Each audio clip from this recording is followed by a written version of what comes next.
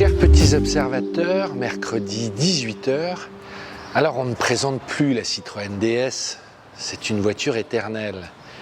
Mais en revanche, une Citroën DS qui s'apprête à faire le tour du monde, et d'abord le Tour de France, avec Gérard, qui rêve encore, ça méritait une vidéo. Bonjour Gérard. Bonjour. Tu vas bien? Très bien, toi aussi? Oui, je suis content qu'on se retrouve. Ouais. Gérard, il y a une petite tradition avant que tu nous expliques pourquoi cette DS, qui a une longue histoire dans ta vie, mais on ne va pas déroger. Quel est le petit détail qui t'enchante sur ta DS, qui est ta DS perso, hein, c'est pas, ouais, bien sûr. C'est vraiment ta voiture. Hein. Oh, mais une DS, ça s'emprunte pas. Ouais. Le petit détail, ça pourrait être DS21 injection électronique, la petite plaque en or, enfin dorée, que j'ai enlevée. Et pourquoi? Modestie, je trouve que la DS c'est une voiture qui ne se la pète pas. Et donc, comme elle n'est plus vraiment palace, enfin à l'intérieur elle est palace quand même, mais elle a plus les allures de grande dame. Vous avez vu, j'ai des chromes partout, tu vois, comme ça. Donc je lui ai enlevé le côté, je l'ai gardé à la maison. Et bien, et pour ne pas l'égarer. Non, donc le soir tu ouvres ta table de chevet et tu dis je ne t'oublie pas. Mais tu rigoles quand je suis en train de préparer la tournée de radio que je vais faire et tout. Donc j'ai le petit truc devant moi. Oui ma vie, oui t'inquiète pas. Non, c'est vrai. Donc elle est de quelle année cette DS? 69, elle a encore les poignées, les vieilles poignées. Ouais. Et c'est la tienne? Parce que tu m'as dit, dans ma famille, on a toujours roulé en DS et moi j'ai toujours roulé en DS. C'est authentique ça? Hein? Alors, avec ma femme Françoise, donc depuis bientôt 50 ans, on n'avait vraiment pas d'argent, quoi. Une DS, ça valait 150 €, 200 €. On en a eu 9, c'est la 10e. Mais la 10e est beaucoup plus chère que les 9 précédentes réunies. Oui, parce que maintenant c'est une star, mais là, dans les années 80, voilà. Donc toutes nos filles ont vécu leur enfance dans des DS. Voilà, on était 7 une fois dans la DS, 3 devant. Parce qu'il y en a un qui disait « je ne peux pas rester derrière, j'ai mal au cœur ». Donc on l'a mis devant et derrière ils étaient 4. Et il n'y avait pas de ceinture, il n'y avait rien. Quelle époque, quelle époque. Alors, donc la DS, elle fait vraiment partie de ma vie. Alors Gérard, c'est marqué sur le côté, hein, je vais te laisser, gérardrêveencore.fr. On te connaît en tant qu'acteur de télévision, de cinéma, mais depuis quelque temps, tu as ce projet fou qui a rebondi. On s'était vu, on l'avait filmé sur Facebook. Tu as dit, ça a commencé, je ne sais pas comment l'histoire, tu as dit, moi je veux traverser les États-Unis avec cette DS, c'est ça hein? Alors voilà, la DS pour moi, c'est toujours la DS, la voiture techniquement la plus intelligente dans le monde entier, même en 2023. J'adore de dire ça, parce que voilà, c'est vraiment, tu lâches pas l'affaire. Ah, hein. non. Elle a arrêté d'être produite en 75, on est en 2023, tu as dit non, il n'y a pas mieux. Quoi. C'est la meilleure, c'est la plus intelligente. Bon, elle n'a pas de gris-gris qui font bip, bip, bip, bip, ou de caméra, on s'en fout, c'est une auto. C'est une vraie auto. Ouais. Et donc je me suis dit, je vais traverser l'Amérique avec elle. Elle est jaune Caterpillar comme mon car jaune de Va-Savoir d'il y a longtemps. Et pourquoi pas après tout? Donc je me suis rendu compte qu'en balançant des idées comme ça au flanc, en français on dit ça, eh ben ça marche. C'est-à-dire que ça interpelle beaucoup de gens. Beaucoup de gens me disent « Ah mais moi je vais venir avec toi ». Donc je suis en train d'essayer d'organiser d'abord le transport de cette voiture aux États-Unis.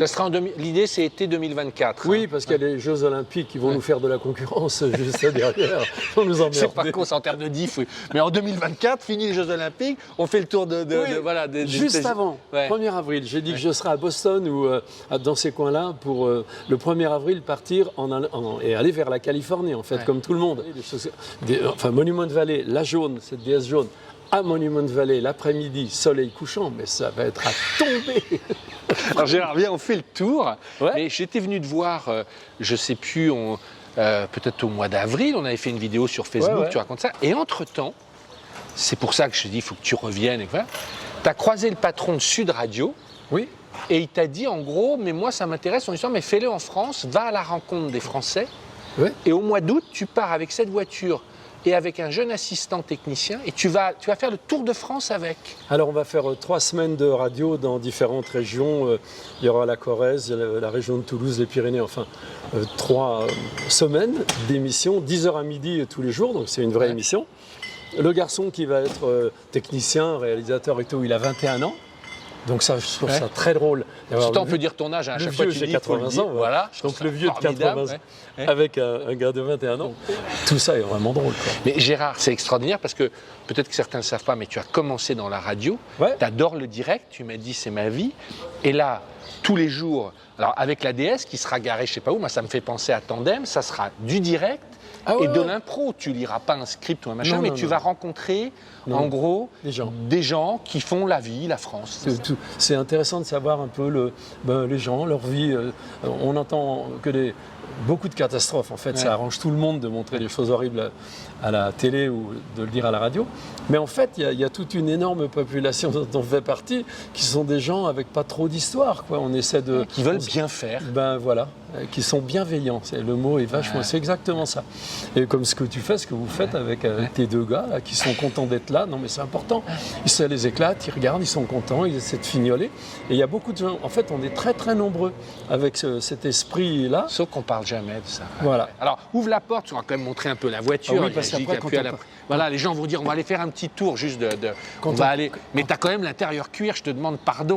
Ouais. Donc, c'est quand même le luxe. Mais tu peux abaisser. Tu as déjà dormi dedans, toi? Ah ouais, évidemment. Ah ouais? Non, mais on a en 20 ans ou 30 ans de DS, on a vraiment dormi. Toute la... Non, on n'a que dormi. Ne regarde pas. T'as vu comme il fait chaud? Ouais, tu m'étonnes. La clim, on regarde un éventail. Ah, excellent, oui. T'as la clim. C'est pour les passagers.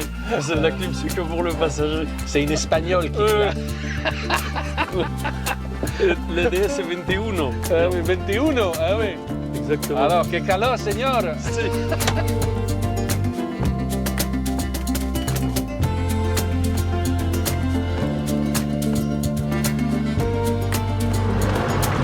Alors Gérard, pour dire que c'est pas du flan ton histoire, t'as pas de voiture moderne. Non. Et non. J'adore. Non. Tu m'as dit j'ai une Laguna mais qui est tombée en panne. Alors, elle est tombée en panne. En fait, il y a un tuyau d'alimentation, il y a une pression énorme de gasoil. Elle marchait évidemment au gasoil. Ouais. Et qui a vibré et clac, il s'est sectionné. Mais ça y est, j'en ai trouvé. Je suis allé à la casse, le mec était vachement gentil. Il m'a dit oui, j'en ai. Donc je les ai démontés, c'est vite fait. Et il me les a donnés. D'accord. C'est sympa quand même. Mais tu m'as dit que tu venais d'acheter une Xantia quand même. T'as fait une folie. Une fortune. Je peux dire le prix? Oui, bah alors soyons fous. Attention le choc. Ouais. On n'est pas loin des 2000 €, on est à 1700.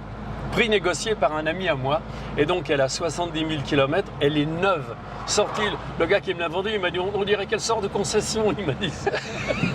C'est vrai. Ah bah, elle est comme neuve celle-là. Ouais. Alors, je reviens un peu sur le Tour de France. Donc ça démarre le 7 août. Ouais. D'accord. Et l'idée, c'est un jour, un endroit, à chaque fois, tous les jours différents, où tu peux planter ta tente et ta DS au même endroit, où ça sera en fonction des rencontres. C'est un endroit différent chaque jour, mais bon, il faut quand même pas préméditer, mais préparer un tout petit peu, savoir en tout cas si on a du réseau, comme on dit maintenant, pour pouvoir émettre via Internet, on va dire.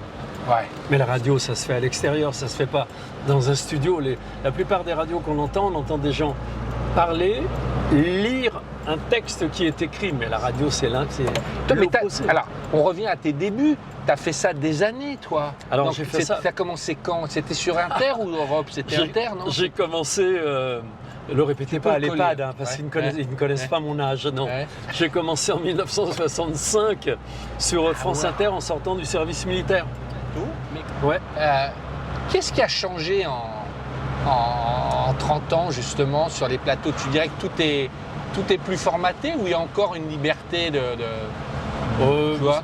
Ce qui a changé, c'est comme si on changeait la mélodie d'une chanson, c'est-à-dire que la musique est différente et les questions sont toujours un peu acides.